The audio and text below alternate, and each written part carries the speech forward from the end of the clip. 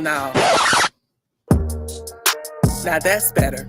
This is your president, Ms. Entertainment, and welcome to the Power Hour. We getting ready to kick this off in 5, 4, 3, 2, 1. Let's go.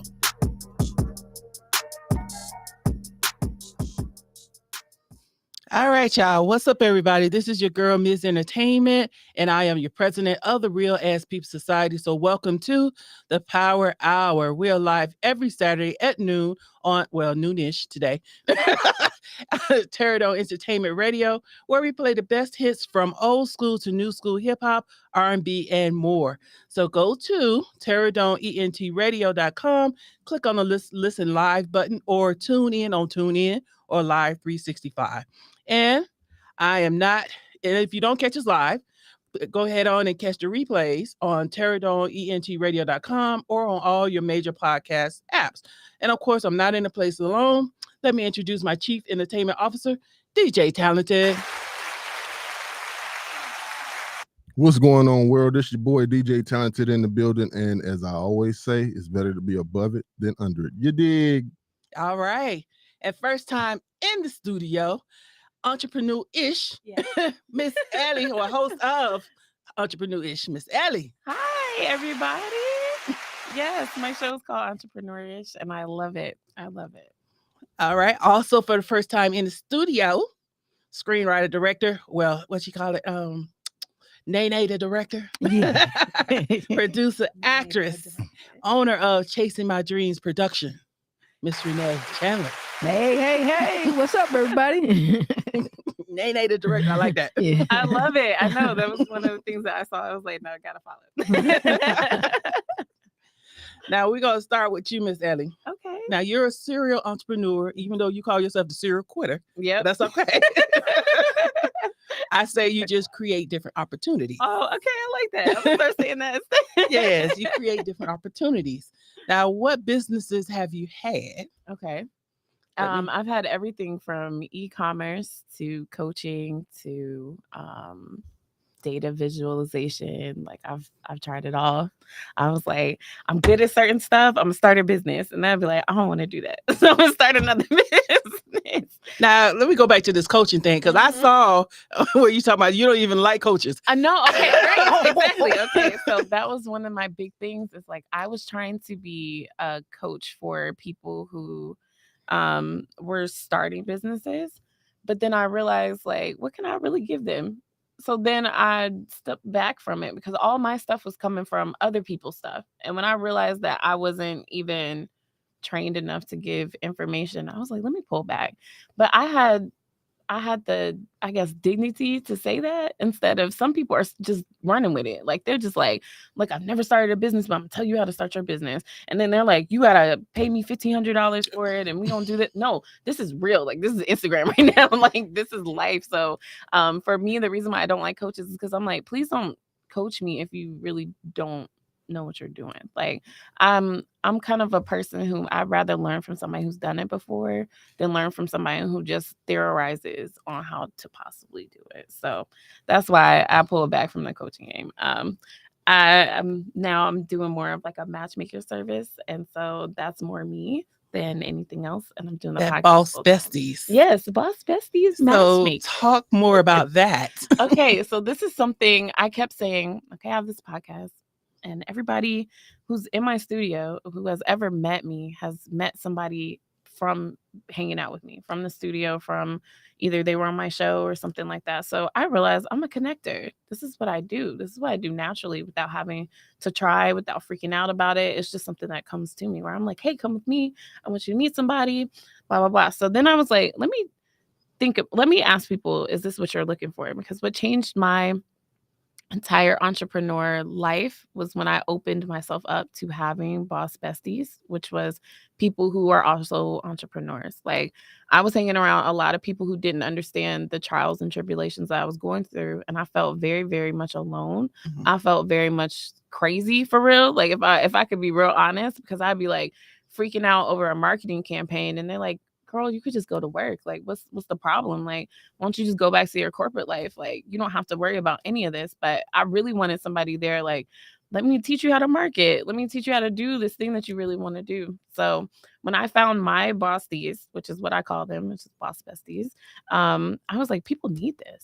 Like, people are looking for somebody to talk to about the industry they're in, somebody to hang out with who's going to help them be better in what they do right now. So I love that Nay is part of it. I thank you so much for supporting me on that. That was really awesome. But it's kind of one of those things where it's just like, this is what we're here for. We're here to make connections. And especially being in Atlanta, where everybody is so friendly, where everybody is so willing to help you, which is not like any other city. Why not find them? We're literally around the corner from your boss bestie, like literally sitting right next door, like literally. Now you say it's not like any other city. Where are you originally from? So no, I'm from Atlanta. So Okay. I love it here. I'm never leaving because it is like because it is like this. One thing that I have learned from having people on my show is I always ask them why Atlanta. That's the first thing that they say. They're like, I tried to do this in other cities. And Really? it didn't go well. People were not inviting. People were not trying to share with me. It was very much gatekeep, pay me for information. Here, it's a lot. People do that. There are people who do that, but there's also that many more that don't. Mhm. So you can always find somebody who's willing to teach you the game in Atlanta more than anywhere else. Like if I go to LA and I'm like, hey, I want to start a podcast, nobody's gonna look at me until I'm at 100 million subscribers. Like that's when they'll be like, okay, let me take you around, let me put you places. But I started with 4 listeners and I had people like, let me invite you to places, let me get you some more listeners. This is how I got bigger. This is what I started doing. So I just feel like Atlanta's just Southern hospitality. Like sometimes. I would agree. I would agree. So tell me, I guess, what pushed you into podcasting? Okay. So I always like to say I was a girl with no voice for a very long time. Really? Yeah. Because you're very Thank you. expressive. this is new. Like when I first started in 2018, I was a real shy girl. I was in a relationship that kept me very small, right? And when you're in a space like that, you're always looking for an outlet. I didn't feel heard on a daily basis at my job because I was like an assistant. So nobody cared what the assistant's ideas were. And then I was in a relationship where it was very much like, I just need you to sit in the corner. And so I was like, I want to talk. Like, I got something to say. I want to say something. So then I was like, my mom was always like the NPR person. Like she was always like, and if you rode in the car with her, she was listening to some sort of talk radio. And she was like, you know, they have podcasts now where it's your own talk radio. Like you can just make one. And I was like, really, Mom? Like you just start talking one day? And she was like, yeah. So I told her I wanted to do it. I love my mom. She's always my biggest fan. She bought me a microphone off Amazon and she was like, go ahead and start your podcast. Like, I think this is something you want to do. Let's go ahead and do it. So in 2018 in my closet, I set up my little podcast studio and I started talking. And at first I was a social media manager for freelance. So I was talking about how to get bigger on social media platforms. And then it kind of changed into this kind of autobiography of me becoming an entrepreneur and all the shit I went through, all the money I lost, all the bad decisions, all of that. It just became this place where I got to vent and then I got to see old me and then see how far I came and then what I did to be who I was that day. And then I just kept speaking on that until I started having guests, until I got to do a live show starting in April. That's when I got my platform that I have now on Live Hip Hop Daily. And it was all just from, I don't know, really changing my mind from my sort of podcast to I podcast for real and telling everybody that I podcast. And then the opportunities just kind of started flowing. And now I do it full time. Very happy. So I guess talk about more about your relationship with what's that, Creative Vision and Hip Hop Daily. Yeah. Okay. So I met Joe. Shout out to Joseph. I was I decided I'm just going to cover things in Atlanta so that people can know who I was. So I was like, any event that anybody has going on, Facebook group, whatever, I'm just going to go to it and then tell them about my podcast and see what comes from that. So I'm walking around, I'm interviewing all the vendors at this place. And one of the vendors there, he was like, so I do this on the side, but I actually have a production company. and he gave me his information, like his Instagram, because nobody gives you a website or a business card anymore. It's the Instagram. And gave me his Instagram, and I was like, all right. So at the time, I was working for another producer, and he asked me to produce a show for him. So I was sitting there, and I was running around Atlanta trying to get as many episodes out for this guy, and I hated how he filmed me. Like, I couldn't stand it. I'm a very curvy person, and I think I'm pretty. And it's kind of one of those things where it's like, when I'm talking, though, I want you to focus on the talk. He was always like a wide shot, let me show the whole body type thing. It was very weird. This is very, very weird for me. So I was like, I'm gonna need somebody else to film. So I was like, I just met this other person. Maybe let's work with them. So I had a finale coming up. I had finally finished the whole season that I was doing for this guy. And I was like, Joe, can you film me? We got on the phone and we connected. It was just very beautiful. He understood my vision of the finale. He understood everything that I wanted to do. And when he shot it, it was gorgeous. So then I was like, nah, I'm hanging out with you. Like, we're friends now. Like, even if you don't want to fucking be friends, we're friends now. So he worked at Live Hip Hop Daily in the studio, which is a big podcast studio. They've been around for years. They have everything from the progress report in there. They have a cannabis show. They have serial shows. Like, anything that you think of with podcasting, they have. And they've had super famous people come in and out of there. So when I saw all these pictures on the wall of all these people that I was already listening to, that I was already looking up to, I was like, you work here? He was like, yeah, I'm here every Thursday. I actually have some free slots that I'm trying to fill. Can you help me with that? So literally every Thursday, without getting paid, without having any type of reason to keep showing up, I kept showing up. And I showed up and I brought person after person after person to shoot pilots, to shoot commercials, to use this space and this time in the studio. And then the owner was like, who's this girl? Like, what does she want from I was like, I have a podcast. And what is so funny is, like, he didn't want my podcast. He wanted, like, one of the podcasts that I had shot, one of the podcasts that I produced it. And I was like, if you want that show, you gotta pick up mine. And he was like, all right, we'll do this on a trial basis. And so the first negotiator. month, no, because it you was gotta really, negotiate. you have to. If you want something for real, like, you really cannot be afraid to ask for it. Like, you can't be, because the moment you're afraid to ask for it, you're not going to get it. Like, because they see the intimidation, they're going to run with that. So you have to really be like, look, I'm giving you something, I need something in return, because that's all everything is relationships and money. So I was like, look, that's what it is.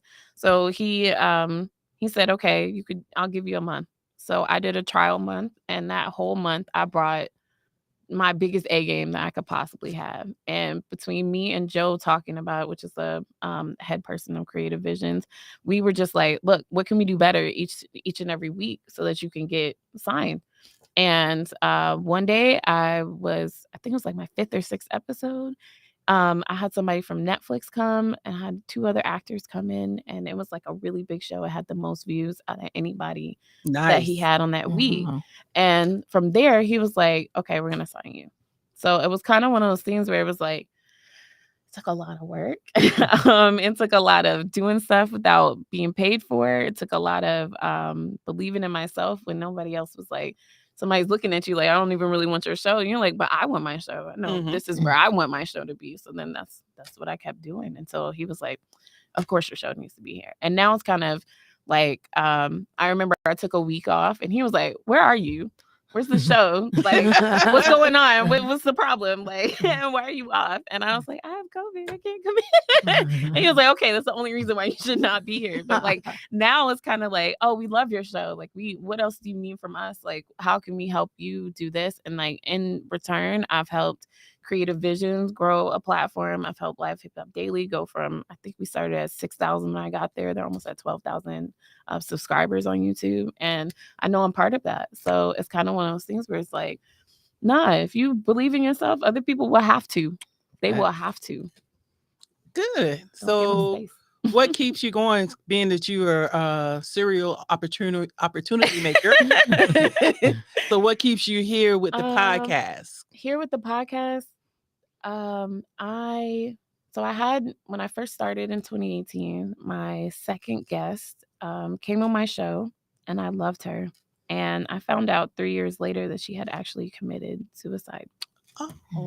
And was based on people not believing in her business. She had this business where she was making her own soaps, she was making her own things, and she was going really hard and helping people, but she just never felt like it was good enough. Appreciated. Yeah, exactly. Like, we all have those moments of not feeling good enough, but hers was extreme.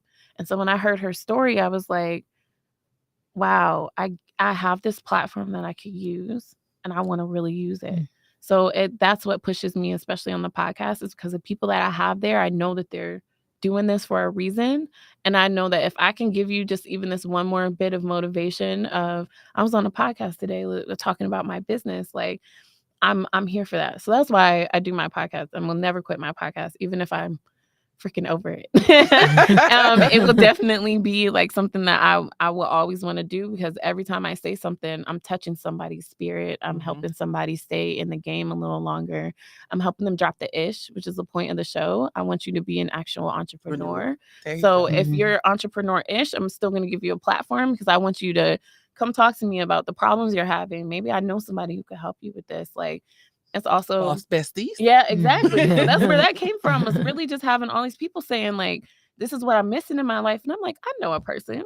That's how we ended up here. It was like, literally, somebody was like, I know a person. And then now I'm sitting here. So like, that is the point. Like, I'm like, this is what it's about. And we hyper focus on money. And it's really like, if you hyper focus on what you do and why you do it, everything else will come. Everything so that's will what come. keeps me going. Yeah. The gentleman, he was part of Warner Media's podcast before they kind of gutted it. And that's one advice that he gave me. It's like, you can't get into this for the money. No. Right. Because it won't last. Exactly. Not Exactly. It has to be about your passion. Yeah. And then the money will come. But it Mhm. cannot be strictly about money. 100%. That can't even be priority. It's I the mean, passion. if you start a podcast just for the money that you're gonna get on it, you are going to quit. Like, Facts. you're You're gonna You gonna quit. quit. You gonna quit in the first Quit. month. Right. Like, Yeah. wait a minute, I ain't make nothing. Exactly. Yeah. Especially like for me, I had to edit everything, film everything, go find a place, then be pretty and talk to this person, research who they were, why they were, all this. So much work that goes into it. And if you're looking for monetary prizes after all this work you put in, it's like, no, it's gonna come later. Like, this is gonna be an episode that people are gonna watch years later and then be like, okay, that was real cool. So it's kind of one of those things where I had to go, I'm doing this for future me. Like, I'm doing this for future me. And I know future me is gonna be like, girl, that was amazing. Like, Yes. I'm so proud of you. Like, thank God you had that person, because it led you to this person who got you to this place, that got you this many views. Like, it's all been, when they say with your money, you're supposed to like compile it over years. Like, most billionaires have had investment funds that compiled over time. Compound. Yeah, compound. Yeah, that's what it is. interest. And so Yes. that's kind of what I think of when it comes to my episodes, to what I'm shooting, to what I do. Is like, it's compound. It's like, I'm putting in the work today so that 2 years later, people got something to binge watch. Like, if you There come you to my go. show, you know it's a real show, because there's 30 episodes. It's not just 1 or 2. And it's because I sat here and gave it to you guys. And I try to do it the best I can every single time. Yeah, well, that's Yep. good. Now, so we're going to come back to you, because I got a couple of questions for the both of y'all, but let's give you a break. So, Renee, the director. Yes. Yes. Now, ma'am. you quit your 9 to 5, your corporate job in 2016? Yeah. Now, and to go out on your own to be that entrepreneur where you don't drop the ish. Yeah. I probably had It's the ish in gone. the beginning. In the beginning, 2016, I probably had that for sure. So tell me that journey. What was that one that final straw? Like, this shit ain't working. This is not what I want to do, to go into the production side. Basically, it was pretty much my son. Really? Yeah, like, me teaching him, like, yo, you can do anything or whatever you want to, and you can put your mind to it. And here I'm working at a 9 to 5 that I didn't really care for. It's like, how can I be teaching them one thing and I'm doing a whole something different? And so in 2016, in January 2016, I made a decision by my birthday, which is in November, like, I'm not gonna be working here no more. Mm-hmm. So come for that whole year, I was like figuring out like, yo, I need to figure out how to way to exit out of here. Started stacking my money, started doing more. While I was working there, I was still doing a lot more other gigs and stuff, like just building, my reputation. And then November the 11th, which was 4 days before my birthday, I left. Wow. I left corporate America and pretty much haven't looked back since. So that was going to be my next question is like, because, it's a journey and a struggle. Being Yeah, it's a journey. Yeah. And it ain't been easy. I'm going to tell you that right now. but major courage it took to go from, you getting possibly a check every other week or whatever, to like, you got to fend for yourself. Right. So I got a son. And you got responsibility. Yeah.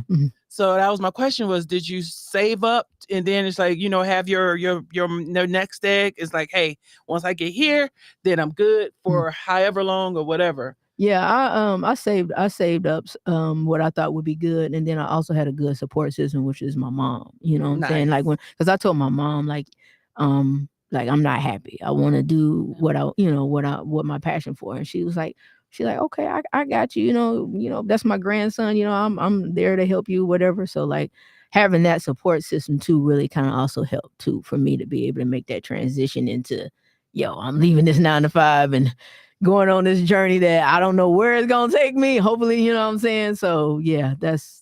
So it was definitely my mom, and then saving a little bit of a nest egg and just really putting on my grind mode of hustling and connecting with people back in my hometown of Indy and stuff like that. Because that was my next question. Look, you go right on into it. Because you're originally from Indianapolis. So why did you migrate to Atlanta? For career based, because this is Black Hollywood. So like with me, me trying to do the stuff in Indiana can only get me so far. So I knew the next steps was either here or California. Yeah, I wasn't going there. The next day wasn't that big. Yeah, exactly. So I was like, well, let me go down here. And then plus before I moved down here, I had been coming down here back and forth for like a few years. Okay. And like networking and stuff. And then of course the plan was to move down here in 2020. But we know what happened in 2020. COVID. Yeah. So that plan got derailed. And so I did finally move down here in May of 2021. But I ended up still kind of had to rebuild because a lot of my connections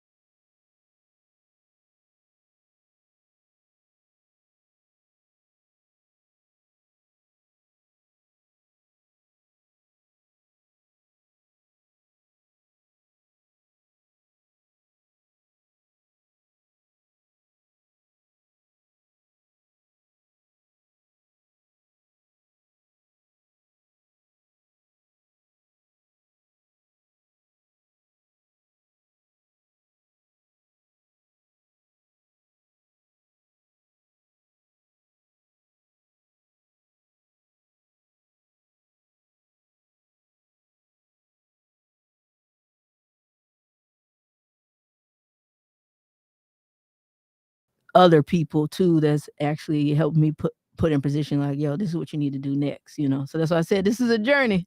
Slowly just building, continue on with the networks and stuff like that. And then I met her.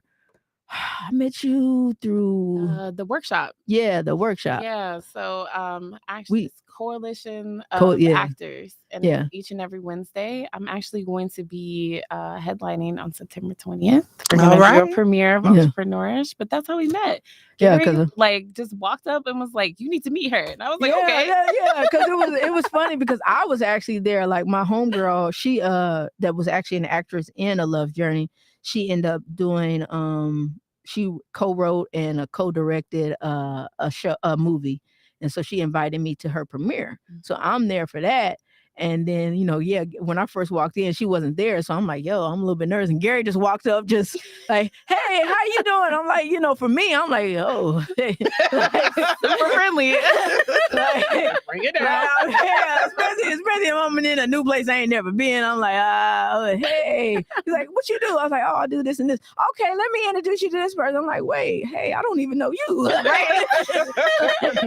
And then, so they showcased the film, and then afterwards, we're kind of networking and everything, and like, Gary brings her up, and that's pretty much. We talked like the whole time after that. And then I was like, come on my show, like, so we can finish this conversation.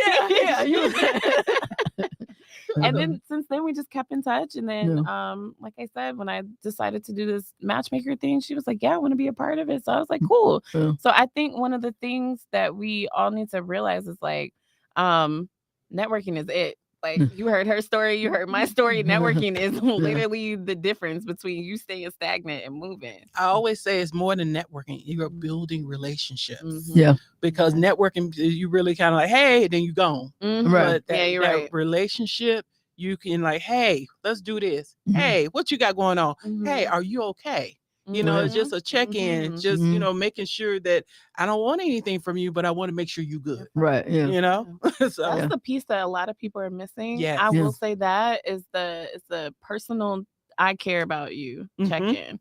Because I will stop talking to people where every single time I talk to them, it's can you come do this for me? Can you, I got something going on. I need you to show up. Like when it's always like, can you do this? Can you do this? Can you do this? It doesn't it seems like you just trying to take from me instead of pour back in. So I love a reciprocal relationship, and it's really the check-in. It's really like, hey, I know you got some stuff going on. How's that going? Like we talked about it in person. Like how is that actually going? Like did you get past it? Like how's it going? So I like that. I'm gonna tell. I try to tap in with my friends like that. I'll end up texting them and be like, hey, how are you mentally, physically, spiritually? Because you never know what somebody's going through. Yeah. Yes. And I always say, like, I tell people all the time, like, you can talk to me. Like, even if it just feels like, oh, I don't want to bother you. You're not bothering me. We're having a conversation. Like, I might learn something from this conversation. So please ask me. I don't like emotion dumps, though. So you got to let me know if you're about to emotion dump. You just trying to vent. Right. I'd be like, you need to let me know if it's vent time. Yeah. But, like, if it is more so just like, let's have a conversation, then I'm like, yeah, cool. Yes. Go get coffee or something. Like, I don't care. So talk to me about the movie or web series, Friends, Lovers, and Secrets that's on Tubi. Now, walk me through that experience of, from the concept into when you got it on Tubi. Okay.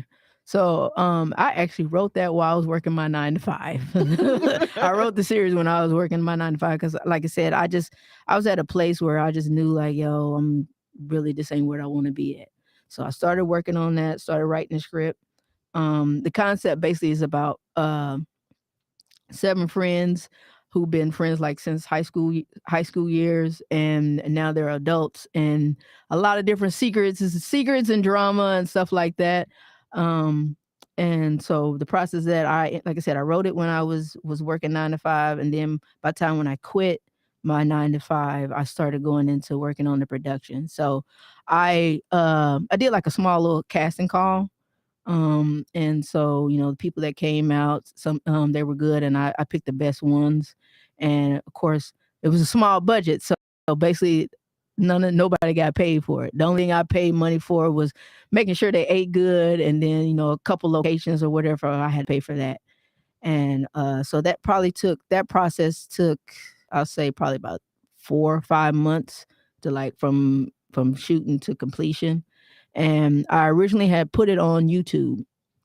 And then somebody had told me about, you probably could get it on Tubi, like when Tubi started to come around, start being a big thing. I was like, what? How you do that? So I found out through a distributor that, I can distribute through my series through them. So I submitted to them. They was like, yo, how many episodes do you got? How many minutes it is or whatever. So I gave them all the rundown and everything, like, okay, cool, this would be perfect. So once I filled out all that, and in April of this year, it dropped on Tubi. It's been on there since. So yeah, it's been a journey. Like I did that. Yeah, I did that. So basically, I like I said, I started writing it in 2016. It got we started filming. Never mind. I know. He was like, There's too many damn buttons over here, man. I was waiting for it, but I said, I can he's over there trying to find the button. I said, I got out the corner of my eye. I was like, oh, poor baby, can't find the button. But yeah, so basically in 2016, I wrote that. And then probably like 2017, I started production of that. But actually, that's not my very first project. I know, that's just the one that was on there. So many projects, y'all. I know. I asked her, and she was like, animation. oh, no, I have 2. And then she was like, no, I actually have 4. No, I actually have 2 more, actually. And I was like, do you remember? Like, that's just the film. She got the music videos and the animation. I was like, girl. Oh, yeah, I have the animation. Like, see, I left the animation world, so I don't really talk about that. But people will bring... because it's still out. Because it's still out on YouTube. So people end up DMing me about like, yo, this is good. Like, when you doing a season 2? I'm like, I kind of left animation. But why? That is a lot of work. Like, because I did it. So, like, for that, like, if I was to go back into it and do like a season 2, for that animation series. I would want to have a team because I wrote, directed, and I drew everything and animated everything. The only thing I didn't do was the voices. So it's like, that is a lot of work. You know what I'm saying? Like now with filming is a lot of work, but that right there, because it's tedious, because, especially, when it comes to the lip syncing, you want to make sure the mouths don't look like you're watching a Japanese thing. It just open and close. Yeah. So it's like, it's very, very tedious. And a shout out to all the animators that out there, like, yo, I know the work that they put in for that, especially if they're doing it solo, which I do know a couple animators that do their own stuff like solo. And I was like, man, I applaud up to you. But yeah, it was time consuming. And then too, yeah, that's pretty much what it was. It was it was a lot, but I think my heart and passion was always more with live action. Never to say that I would never go back to animation. I just would want to have like a solid team with that. Yeah, I do a lot. Yeah, you do a lot. It's just so humble. I do a lot. I'd be like, pop your shit sometimes. Like people be waiting for that. I was like, especially if you look at the people we aspire to be, they pop their shit. Like that's why you aspire to be them. Yeah, they're like, I'm the biggest, I'm the baddest out here. So we gotta start embodying that if that's where we want to be. I agree. But the one that I can say one thing, the one that got the most like really big recognition, which I'm mad at. I mean, I understand why Tubi has their standards, but the very first project I did was called Swipe Left. That was only 11 minutes long, but I got so much good reception. And then even with it being in film festivals and it got nominated, that one, I'm working on putting it into a feature film because a lot of people kind of like really like, yo, I want more of that. So, for that being my very first project, to see the recognition that it got, I'm really excited about that. So just thinking about turning that into a feature film, just got to sit down and like really focus. I mean, it's kind of partially written, and I talked about it on her show. Yep. It's like I have somebody in mind that I want to be the star in it. So, because that's a lot. Because I write too, and it's a lot. Because we have several treatments for feature films, we just ain't got the script, and it's just to sit down and focus on that script, and it just. especially you got a lot of characters and it's just you. So you got to come and you got to make it make sense. So I have to put myself in each role. That's how I write. At least. Yeah. That's how. Yeah. And it's a lot. Then you got revisions. Yeah, and then revisions. then you got your, because I'm still an artist, so I'm in my Erica Baidu voice. Exactly. I'm sensitive about my shit. Facts. Exactly. And you got the critics in here, and why you don't go take it this way? Because I didn't want to. Right. Yeah. As in my head, my character wouldn't do that. Yeah. And that's speaking on that is about critics is because like I do have great like you was talking about as far as having mentors and stuff like that.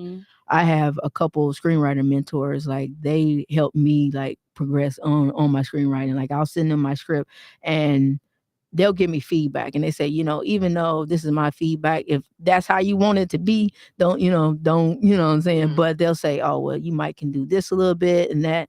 And some of the stuff I take, and then some of the stuff like that ain't what I was going for anyway. Not your vision. Yeah. So, There you go. Yeah. So my question for the both of you, okay, what has been the biggest reward? And now as you're entrepreneurs, because we're not entrepreneurish. No, we're entrepreneurs. And your biggest challenge for doing it on your own. I could start. I would say my biggest reward it's actually not monetary. It's been the relationships I've built. Like I said, I used to be a real shy person and I used to really not have a circle around me. Those two things are gone. So for me, that's my biggest reward. And all of that came from just doing this process, saying that I was a podcaster and doing it. So I would say that my biggest challenge was doing it alone. I feel you on I had to draw it. I had to, film it. I had to do the revisions. I had to do everything. That was probably the biggest challenge is because when you start, you are by yourself. You really are because you have to make people believe in what you got going on. So you have to be all into your stuff so that people go, okay, I can help you. She is consistent. This isn't no fly by night thing. Like this is what she actually wants to do. So that was my biggest challenge was actually letting go once I had a team, being like, okay, I don't have to edit. All right. I don't have to film it. Okay, it looks better. Great. Don't let me step back. That's not my thing no more.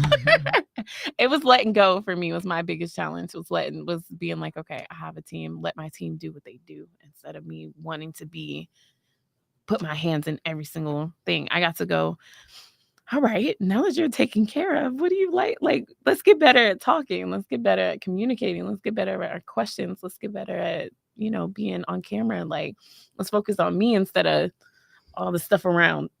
So how hard was that to make that transition? Because my husband say I'm a control freak. Oh, I totally disagree. Oh, you're gonna find that damn button. He hung too. Right. He was a hun. But if you're used to, it's your idea, you're casting, you're directing, you're writing, you're overseeing. Yeah, it's hard. It's like that Tyler Perry. So I get, you wish you had, but only that vision. So you got to come back and you got to be that everything. Yeah. So I think for me, it's like I did have to trust my team. I had to trust them. Like I had to be like, look, now I have literally drawn everything that I wanted. I've given you all the vision boards, shot takes that I wanted, like whatever, so that you guys can see the vision. But then I also had to go. I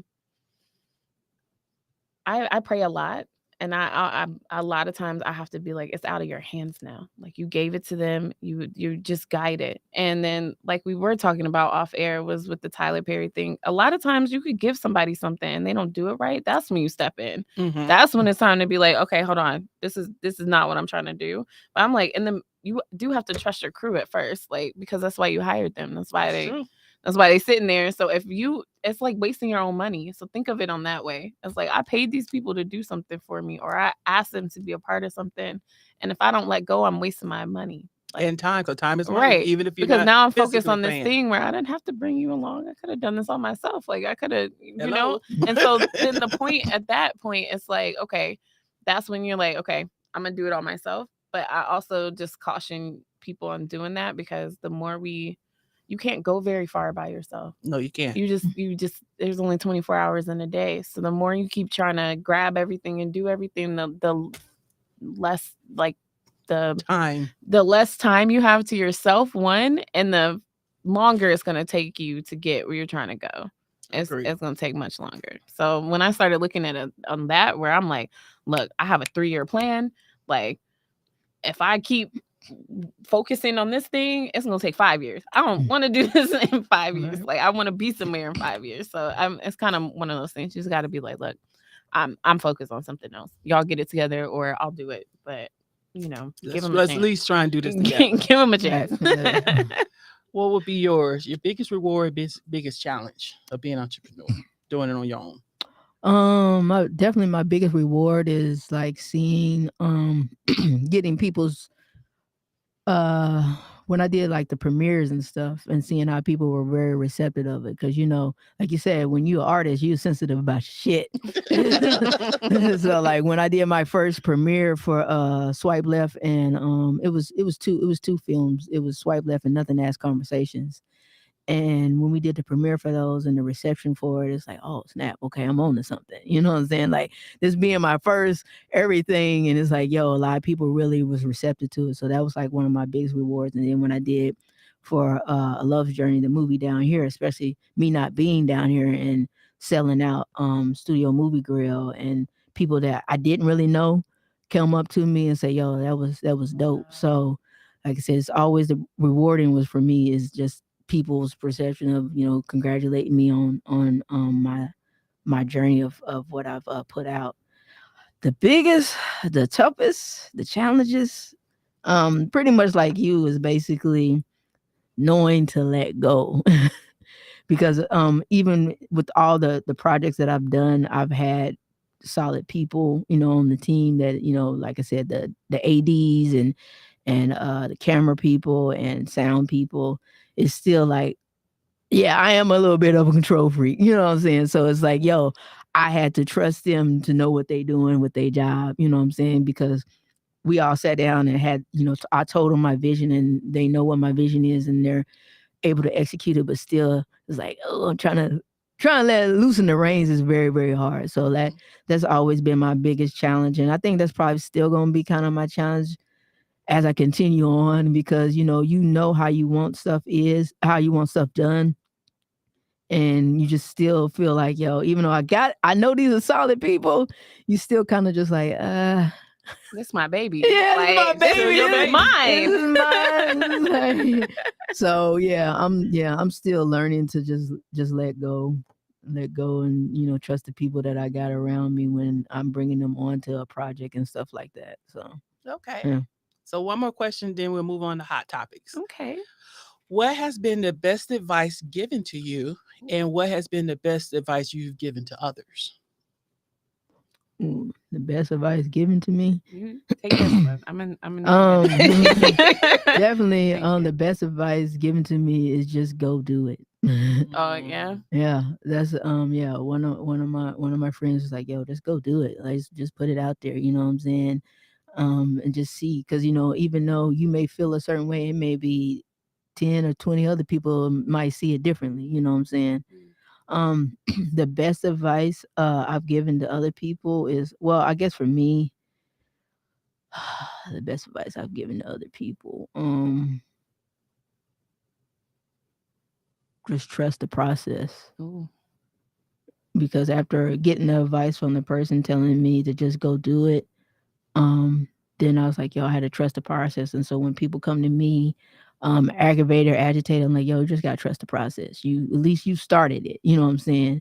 Just continue on. But yeah, that's the advices that I've given, and then somebody's given to me. Yeah. Okay. So I had a minute to think about it, because I was like, what's the best advice? I think when I first started, I had like 3 listeners. and I had to learn how to become my own biggest fan. Mhm. And that was what the advice was given to me, because I was seeing all these artists who would like do big shows and all kinds of stuff. And I had the opportunity to talk to them, and they were like, we all start with 3 listeners. Right. They were like, the thing is, if you are so confident in your work that you're going to show it to everybody, everybody's going to see it.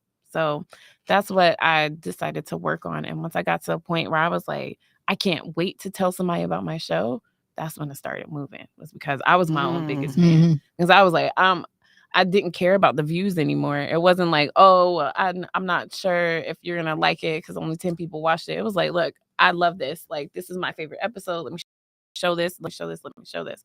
So I think own biggest fan is the only way out, especially as a creative.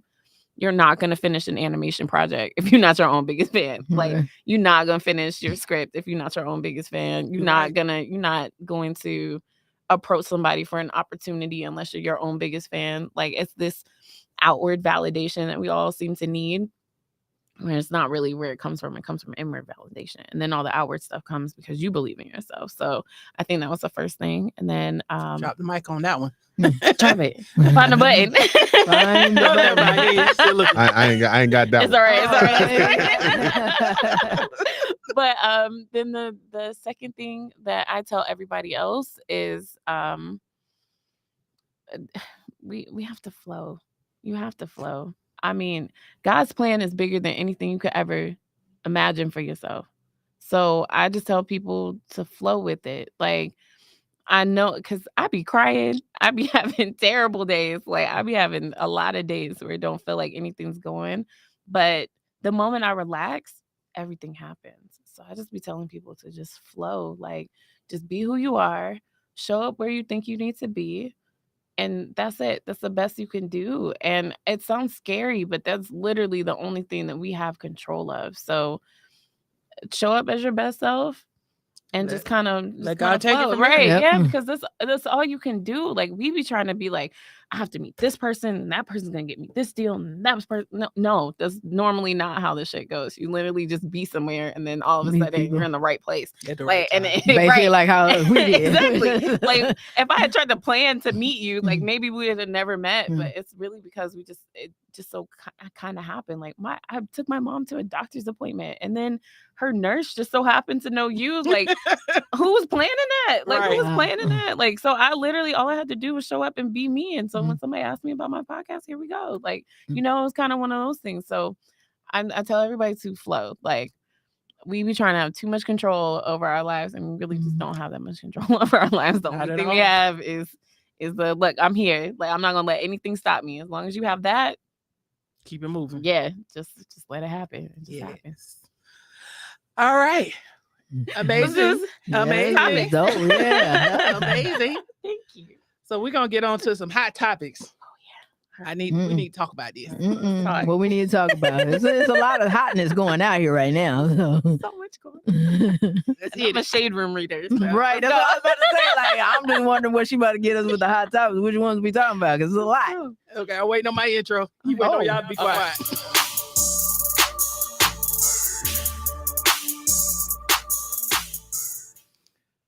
All right. My hot topics today.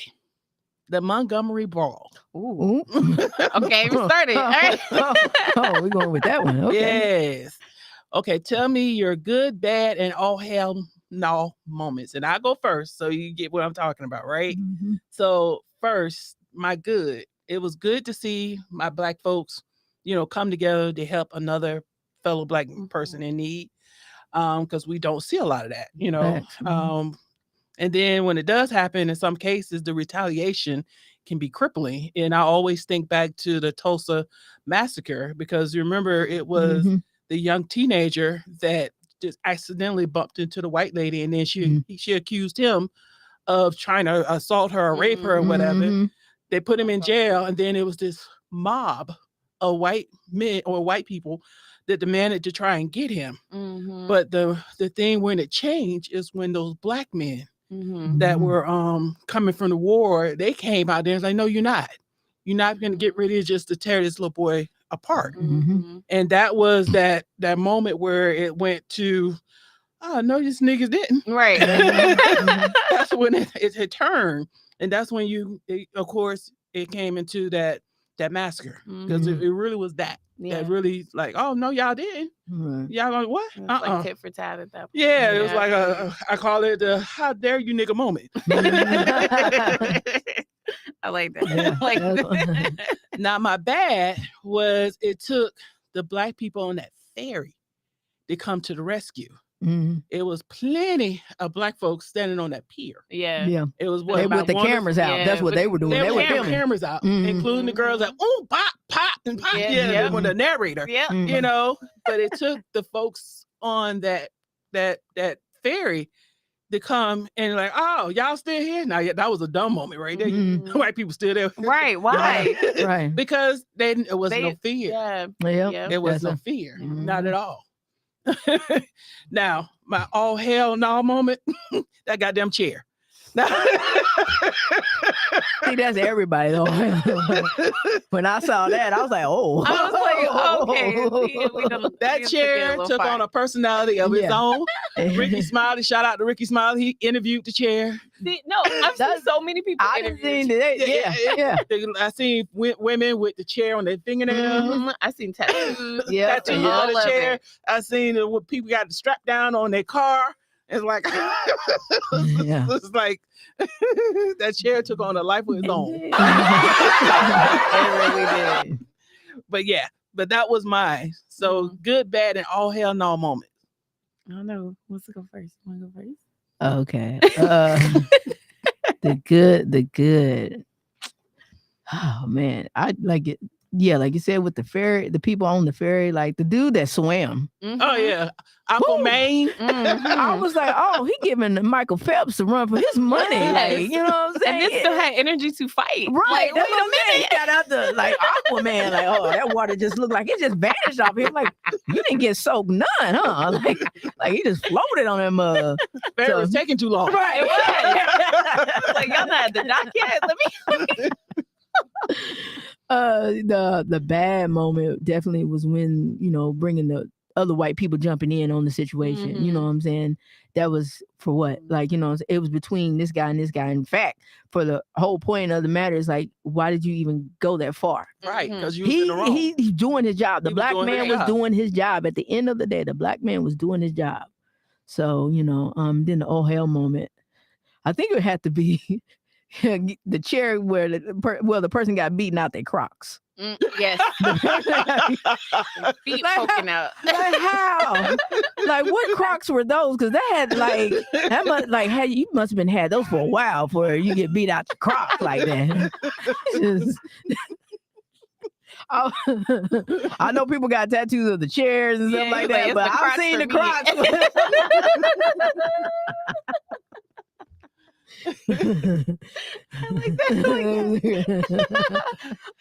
So okay, my good moment would be like you said, I did like seeing our people actually fight back for a second.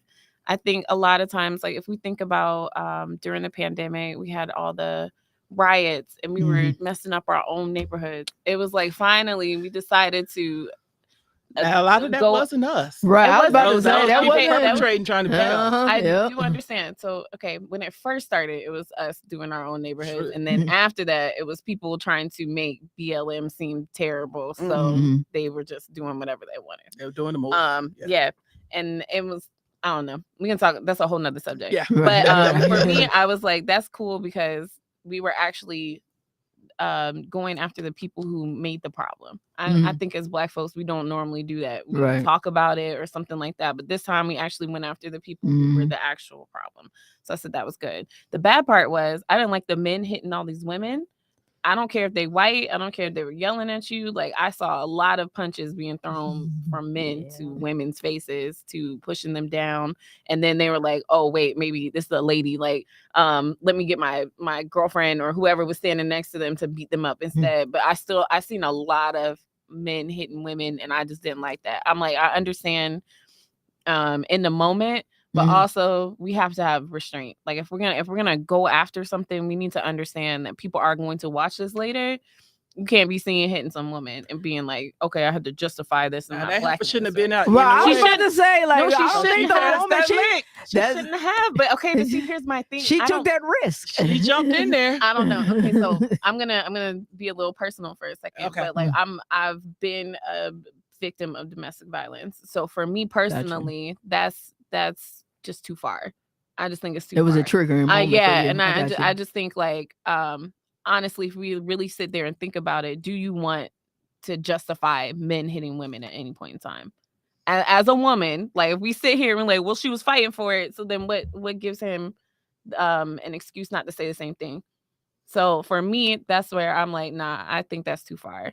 But that's personal. So I feel like understand, everybody yeah. don't have that type of perspective, but that's my perspective from it.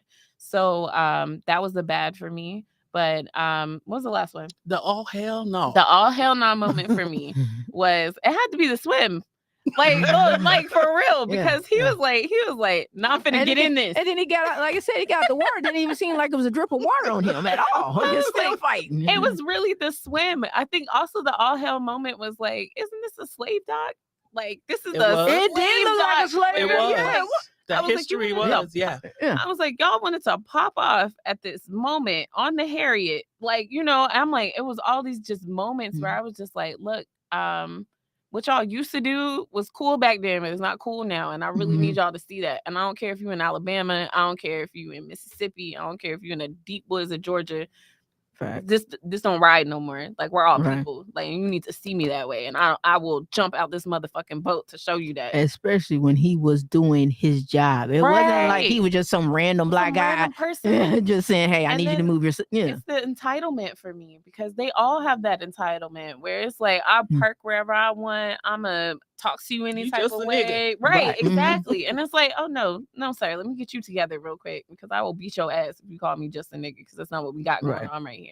So I loved it because I feel like we said, this is a pivotal moment in history. The same way It the was. riots were, it's a pivotal moment where it's like, I feel like white people are gonna be like, especially all these people losing their jobs for being racist. All these people, I'm like, y'all got to think about it now. Y'all have to go in your corner. You got to go back into somebody's basement to talk your shit now, which is where it should be. Like, it's not a public thing. It's not something that you can just do.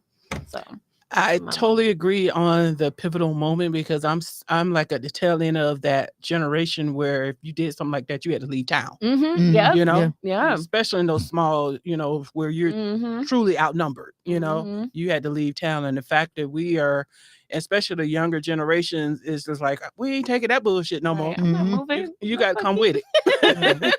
You got, but then because I'm on the tail end of that generation, you thinking like, okay, what y'all coming back with? What you coming back with? Because then people start disappearing.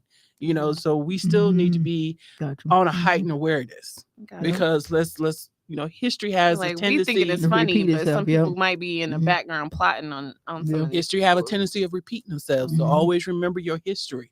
So just be mindful and be not saying just stop doing what you're doing, but just be on the alert, When you're driving, Yes. please know that on the internet, people know your face. They know exactly where you work. They know what car you drive. Like Yes. it's crazy what people find out. People put too much on the internet anyway. So That it's is like, true. so then Very they be true. like, how you know I was here? Cause you posted it in your stories. Yes. This is very true. Very true. Yes. But yeah, I wanted to talk about it because that was filming spicy. last week. that was. But yeah, that was it was a proud moment, like a pivotal moment. And it wasn't, I know people was like, that's violence and blah blah blah. Not advocating violence, but I am advocating reality checks. Right, What the yeah. fuck that or was. being able to defend yourself. Yeah. I mean, it would have never started if he just let the done what he's black supposed man to do his job. First of all, the fact that you decided because you were mad that somebody gave you a rule that the next thing that you do is punch somebody. Right. How many black people have been given rules? How many times could I have punched you in the face because I didn't like the rule you gave me? Like that's really what type of time you were on. So I was like, nah, you did need a reality check. Everybody got rules. You do too. And he definitely was entitled because they didn't leave. So they used to and just look. And I look at, again, on that generation, it's like how many of us have lost our lives just trying to do our job or just trying to live, Mhm. you know, because of somebody's entitlement. So, Right. so That's big. we just, you know, be careful. And I was glad to see that we came together, you know, Mhm. protecting So our you own. so you kind of feeling like it might be possibly some backlash, probably some stuff that Mhm. I, Yeah. You I don't hear always about. Yeah. remember that, yeah, you know, it because Might kind of not plays hear in your about body. it Yeah, that's what either. I'm saying. Yeah, might not we're hear probably about not it. gonna hear Might about not it. be on Instagram for a Right. minute. Mhm. You know, we we not know just- why. the Right. generation, you know, from that when you had Mhm. literally had to leave town, Right. you know, when My grandfather somebody did that. He was one of those people. He never told us any reason why he ended up in Ohio, but he was from Alabama, and all of a sudden we was in Ohio. So it was just one of those things where it's like, yeah, they really did have to leave. Like a They lot of had the to. reasons why a lot of Black people are up north is because they could not live down Right. here. Like They they had to were leave. ran off. Yeah. Because, you know, just like the Tulsa, just like Mhm. Rosewood, it's Mhm. many more of those massacres that happened Mhm. because of somebody didn't like what we did, or we looking good, or we striving, Mhm. or whatever the case may be. Mm. So, like I said, always just be mindful. Remember your history. Now, the goal is to change history, not repeat it. Right. But in order to not repeat it, you got to remember. You gotta Mm, know. facts. You gotta Y'all remember. forgot about the man throwing the head off his head though. Oh yeah. Oh yeah. That's a oh hell no moment. Yeah. Because when he threw that shit That's up in the right. air, I That was like, was- oh, it's that was over. a signal. That was a signal right there. That was a signal right That was there. when it was like, oh, so you trying to fuck around. Like you're trying to fuck around and find out. Okay, let's do it. Let's do it. Oh, threw that head up in the air. I said, oh, it's on now. Right. It's on. Exactly. It is Certain on things that now. are fighting movements. That's a Mhm. fighting Right. movement. It was the Exactly. move. It was the move he did because he stood back. And then do it. Yeah. Man, you know something got to come after that. Right, right. You ain't gonna just sit there and just be like, Yeah. continue talking. No, it's about to be these hands. Yeah. All right, you guys. So we're gonna go ahead on and move on to the real ass question of the day. I got a good one for you. Ooh, okay. Uh-oh. Where's it?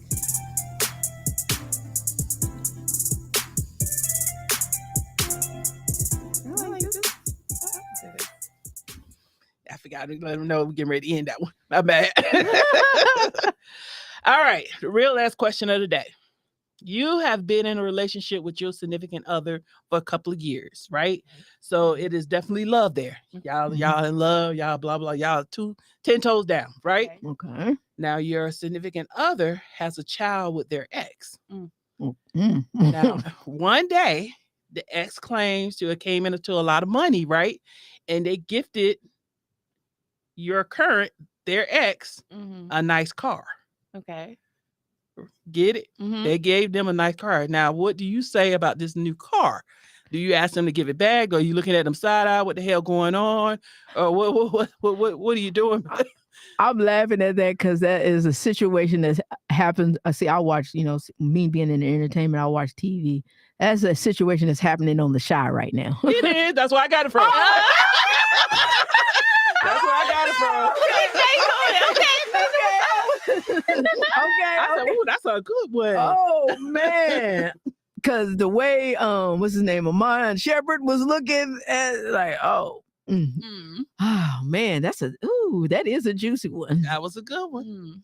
So basically my current boo, they ex Yep. Gave them a car. Now, you gonna let them keep the car, or are you gonna say, what the fuck? Jesus. You want me to go? Go ahead. Okay, so let me say from my perspective. Okay, you don't have to sell the car. Like, thank you for the asset. We really appreciate it. We appreciate it, but we gonna sell this and go. You can get another car. You could trade it in. You could do whatever you want with this. Thank you very much. Maybe take that money that you got from the car and put it towards your kid, because that's really what you was trying to do. But all this little, you want to be a part of, you want to say that you riding around in something that I bought you, that's not happening, baby. Like, that's not happening. But for me, as a significant other on the other side of it, I understand that y'all have kids together, but that didn't have shit to do with your kids. So we gonna make it about your kids out of this moment, because I know this man was not driving around with no car. I know that wasn't part of the line, right? So that's not part of the story. The story is this person was well established, and then they wanted to give them something extra. Thank you for the extra. I'm putting that towards my kids' college fund, We're gonna go on a vacation all together without you. Like Gotcha. we're gonna do something else with this money that you gifted us. We appreciate the kind thoughts, but we're gonna flip it on you. Because I love when somebody trying to be a part of your stuff and they just can't be.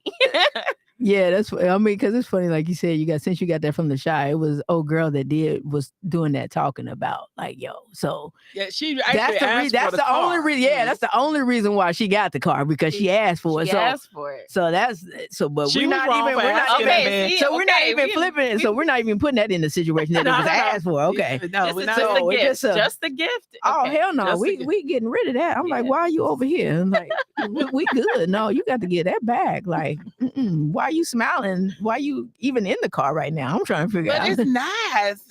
It's like a Range Rover. You know, we could just stunt. You know, and we ain't had to buy it. Here's my thing though. Mhm. You know what? If that's Because it just seems acceptable suspect for to me, you, like what right. you got going on. Like, if it's okay for you to accept this thing, we are no longer together at this point, because obviously it's more You're to the right. story. yeah, like y'all y'all got something going Yeah, that's what I on. said. That's So more obviously, I suspect. do need to remove myself, because y'all got something for real. And Y'all it got a ain't like you kid, said, it y'all ain't about got- a kid. Y'all Yeah. gifting each other money and stuff. Like, okay, well, I guess I gotta go, because obviously I'm not even a part of this. The fact that you accepting it or even asked for it, because I think that is absolutely wild. That's Um, why she, I was. she wasn't like- gonna say that now. Yeah, Yeah, nah, yeah, that she didn't ask say, for part yeah. is wild. But I'm no longer part of this situation, because that's the best thing I could do for myself. Mhm. If you decided that you gonna keep this, or even like you said, get in the car and you smiling, you having a great time, Mm. fuck am I doing here? Let me go Yeah, 'cause smile why in didn't somebody you- else's face. Because the obviously conversation it's should have not it. been had when the ex brought you that car. Like, oh, I got to talk with my My significant person other. and be like, what are we gonna do with this car that they Yeah. brought me, because I don't want it. Like that Yeah. would be okay. Yeah, that's now the we got a first step. conversation. But if you just didn't got it, oh, okay, thank you. No, no, because it's more. Yeah, that's letting me know like y'all doing more Y'all got than something going on. You worked for that, baby. You put in some type of work Right. for that. That's production right there. Yeah. DJ Chandler, you had something to say. I'll say this: if you accept it, your damn tongue stuck. Your clothes and everything else will be in that motherfucker too. You're right. You Get got a your point ass on gone, there. if you accepting a car, that's thousands of dollars. That's double-digit thousands of dollars, Mhm. all the way up to could be close to $1 million, depending on what kind of car it is. Mhm. If you accepting something like that from your ex, y'all fucking. Mm-hmm. So Facts. what if it's the car, your favorite car, the car that you always wanted, but you can't or don't want? That. I you wouldn't can't- want it like that. I Wait. don't give a fuck. Wait a minute, but does your significant other know that? Like, why didn't you discuss like, hey, I like this type of car, and then allow your significant other to probably help you get that? Well, they pockets ain't deep like that. Oh wow, okay. So But- see, again, Once I gotta I'm go. just thinking Me I'm as thinking the about outside person. Yeah, because I'm just thinking about the situation with the Shies, because old boy's pocket, I mean, it may not be as deep as old boy's, but he got some deep pockets. So I'm just still trying to figure out, why did she ask her baby daddy? I'm still, I'm a little bit. No, because she feels like the baby daddy can provide for her more than her current man. So now we got problems. We have problems. They got No, because okay, as a woman, if I have a man and he's providing for me, Mhm. then You I'm shouldn't not have to want for asking. nothing. Yeah. I'm not asking nobody else, because I know he provides for me. Technically, he should have bought you bought you Right, a car should have before. been bought that for me, and before we even had the chance for somebody to even, one up you like that, like it would have never been one of those situations. But the fact that you accepted it, the fact that you're like, Well, first of all, you asked for it. you asked You for it. asked It's it to for ask your for me, man. because I'm never asking. I'm in a relationship right now. I cannot see myself asking a man for nothing,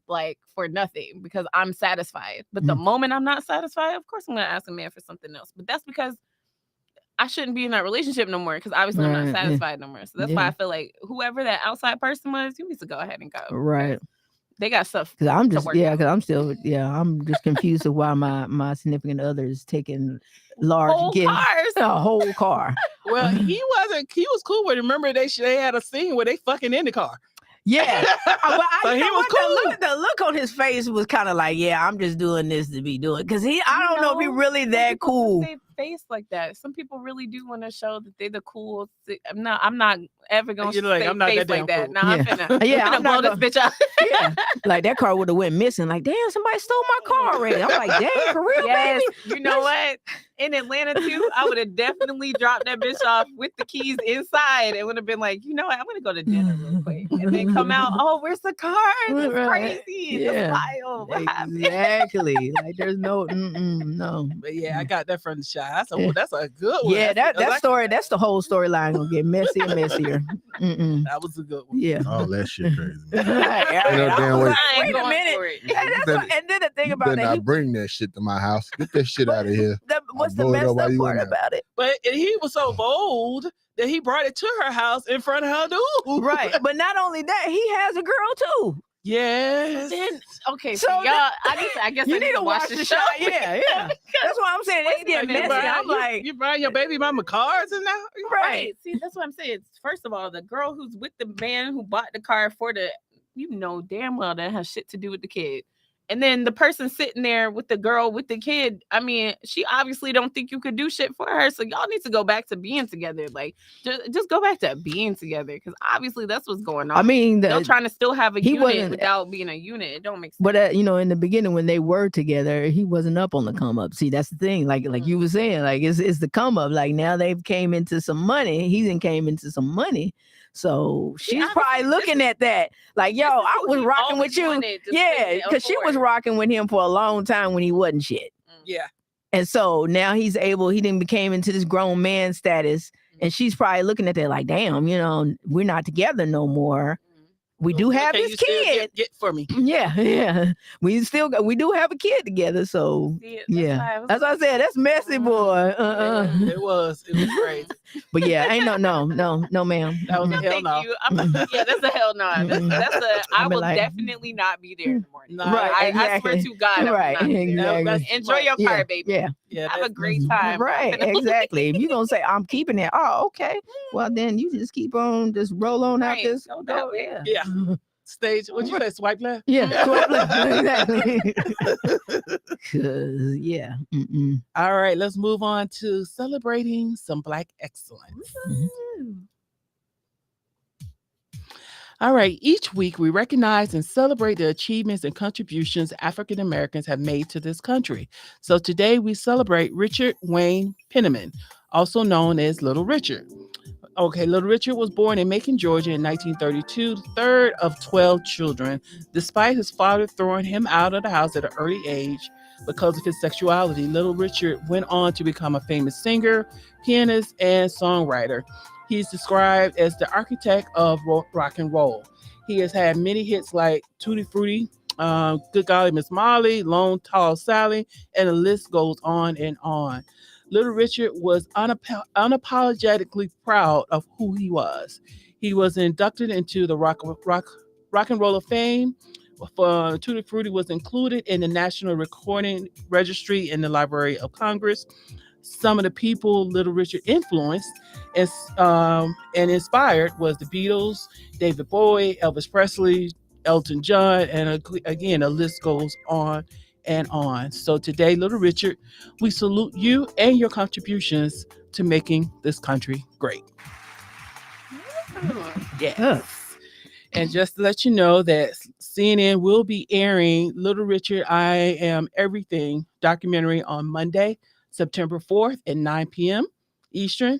I had the honor of attending a private screening, and the documentary is amazing. Oh, I can't wait. You said September what? September 4th at Okay, 9 yeah. 9 p.m. Yeah, I'm watching that. Yeah, it was amazing. I didn't even know he was married to a woman at one time. Oh, for real? But yeah, I was about to say all his songs sound like they were about ladies, but Yeah, during that but time, you had to flip it. Yeah. download, Mhm, now in the documentary when y'all see it, Tutti Frutti was originally said Tutti Frutti nice booty, something like that. It was really talking about anal sex. Mhm. They had to have the Everybody was then like, you couldn't- wait a minute. Yeah. But now you can say all that. Now But you can back say all then, it's that. like, but you had somebody to come in and clean it up. Yeah. No, Yeah, okay. but yeah, I love. That's- You know, I was a fan, but I love after watching that documentary because he was determined to be him, regardless of what anybody thought, said, or anything. Kind of go back to what we were saying. Be you, and regardless of what anybody got to say, this is your life. Live it as out loud as however you want it.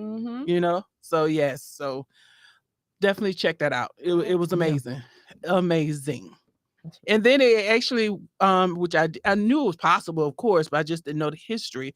There were a lot of, I ain't gonna say a lot, but there were definitely quite a few male artists that were still living life out loud, even back in those days. That with the makeup and just, you know, however they I like wanted to put be. it on. Right. The thing that's been Yes. going around Instagram, I was like, yes, you do. And every time I was like, the hair is perfect, the makeup looks good, the outfit is outrageous, and I'm like, you're a superstar. Yeah. You can't Just be you. nothing Like you else. said, you can be you. Be you. All right, we're getting down to the end of the show. But before we close, of course, we got to pay some bills. So here is a word from our sponsor, Terradome Entertainment. Terradome Entertainment. We turn your fear of dreaming into amazing realities.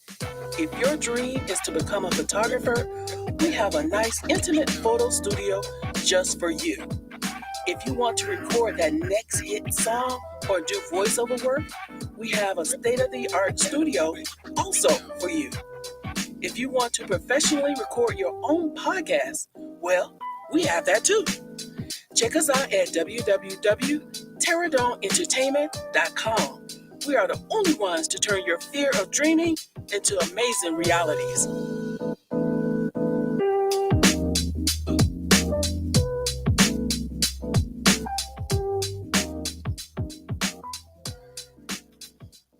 All right. Shout out to dude over there, producer extraordinaire, for some of those beats. So if you have any questions or comments, email us at info@terradomeent.com. That's info@terradomeent.com. Final words, DJ Talented. Oh, final words. When you see that hat come off flying across the room, nigga, you better run. Get going. Miss Ellie, final words. Like I said, flow with it. Y'all, obstacles are gonna come your way. It's just part of it. But flow with it. You know that this is what you're supposed to do. Live out loud, be yourself, and move past the obstacle. You got it. Don't let nothing stop you. There you go. Miss Nene the director. Yeah, Nene the director. I still want to say Renee. You can call me Renee. You know what's so funny? Like, it's funny because people been wanting, I guess the older people or, you know, in the industry, they're like, yo, you need to change that. You know, you gotta be more professional. I'm like, yo, this is my moniker. You know what I'm saying? So, yeah. But final word, just keep going. You know, no matter what, just keep going. Just put it out there and just, you know, somebody else see it and love it and just elevate you. Find your audience and then there it is. Yeah, that's it. There it is. That's it. Real last quote of the day. Do not be discouraged by fears in your mind. Be led by the dreams in your heart. Follow your heart to follow your dreams. And that is my real ass quote of the day. So join us live every Saturday at noon-ish sometime for the Power Hour with the Real Ass People Society crew here on Terradome Entertainment Radio. And catch the replay of this show and others on terradomeentradio.com or on all your major podcast apps, or you can hit us up on IG at powerhour_raps_crew. I'm your president, Ms. Entertainment. You can contact me at MIZZ_entertainment_ATL or powerhour_raps_crew. And my chief entertainment officer, DJ Talented_1 Instagram. Miss Ellie, how can people contact you? So I have 2 pages. Y'all can follow my personal page at Elielyah, that's ELLEYAH, or at entrepreneur.ish.podcast. There we go. Miss Nene. So yeah, I got 2 pages too. You can follow me at Nene the Director and Chasing My Dreams Productions. Those are the 2, both on Instagram. All right. And I leave you with this. As always, be kind to each other, love one another, and keep God first. So thanks for joining. Stay safe, and we're out. Bye.